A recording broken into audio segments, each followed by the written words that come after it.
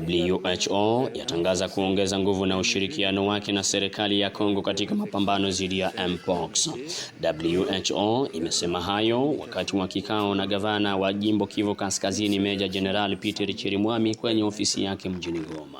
Nous sommes très heureux d'être aujourd'hui à Goma avec son Excellence Monsieur le Gouverneur dans le cadre du lancement d'un projet pour intensifier les actions de détection et de réponse par rapport à l'épidémie de Mpox pour permettre d'arrêter cette épidémie le plus rapidement possible.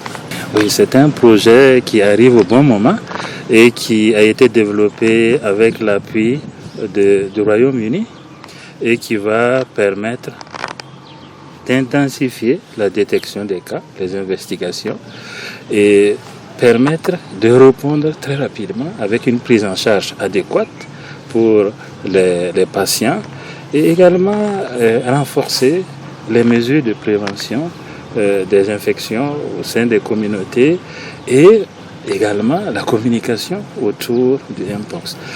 Toutes ces actions ensemble vont permettre d'aller vite vers la fin de l'épidémie. Donc c'est un accélérateur des efforts vers la fin de l'épidémie de Mpox. Et c'est ce que nous souhaitons tous, c'est ce que le gouvernement souhaite, c'est ce que l'OMS et les autres partenaires souhaitent.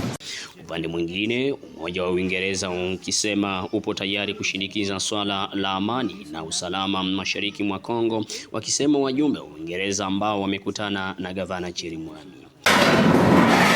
Nous avons échangé sur la situation actuelle dans la province de Nord Kivu, dans le plan sécuritaire, humanitaire, développement économique et socio-économique et les perspectives pour la paix, le processus de Luanda et également le travail qui font les Nations Unies ici dans la province.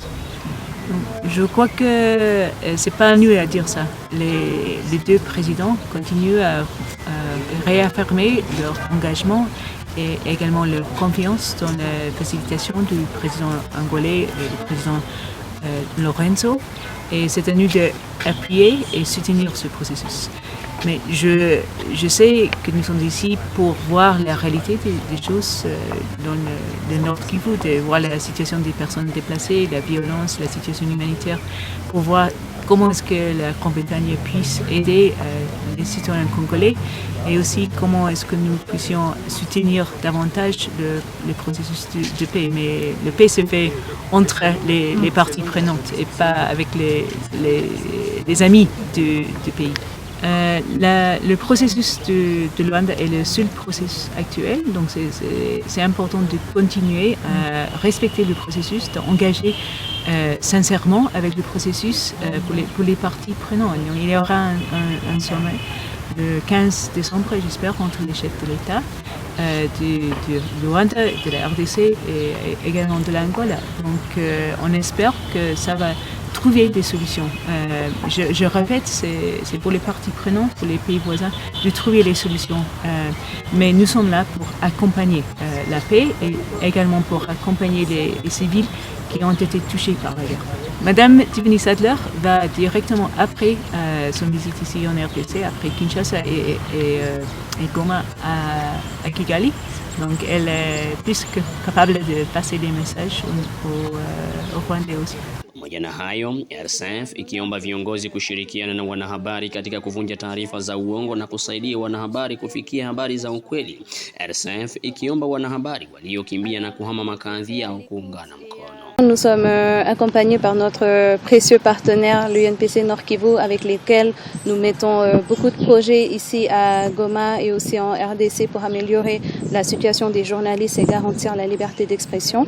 Et c'était un honneur d'être accueilli par l'autorité provinciale avec lequel on a discuté de la situation des journalistes et de comment ensemble nous pouvons garantir la liberté de la presse, mais aussi aider ces journalistes, leur porter assistance, surtout les journalistes réfugiés qui sont aujourd'hui à Goma, afin qu'ils puissent continuer à exercer leur métier dans les bonnes conditions. Donc nous avons discuté également de tout ce qui est désinformation aujourd'hui, sur comment assainir ensemble le paysage médiatique afin que les personnes qui ternissent l'image des journalistes, qu'on puisse les reconnaître des vrais journalistes qui font leur métier avec objectivité et impartialité. Nous avons également parlé de quelle politique de proximité mettre en place afin que les autorités puissent parler avec les journalistes afin de leur donner les bonnes informations à communiquer, donc entre autres.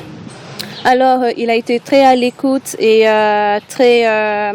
et donc, nous voyons qu'en fait, que l'autorité provinciale est disposée à travailler avec les journalistes et disposée à travailler avec Reporters sans frontières afin d'améliorer la qualité du journalisme en République démocratique du Congo, mais également garantir la